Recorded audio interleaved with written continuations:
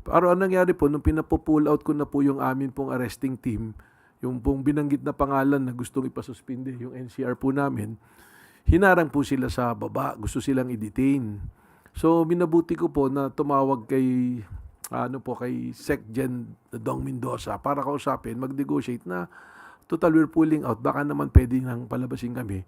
So, ginawa ko po, pumasok po ako sa Senado expecting to talk to Senate President Alan Peter Cayetano.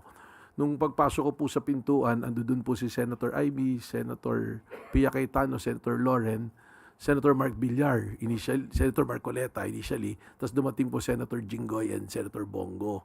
So, dun ang sabi ko, hindi na naman kami mag-aaresto. Ang purpose na lang po namin, palabasin yung mga ahente. Fact number 3. Kinausap, inimbita ko sa opisina ko, sabi ko pwede pa siya magsama, pero pinili niyang mag-isang pumunta sa office.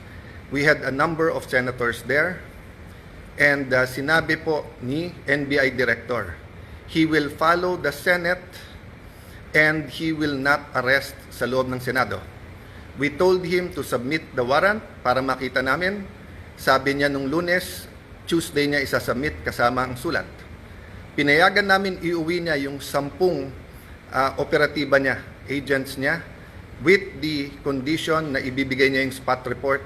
Hanggang kahapon po, hindi binibigay. Ang alam ko hanggang today, hindi binibigay.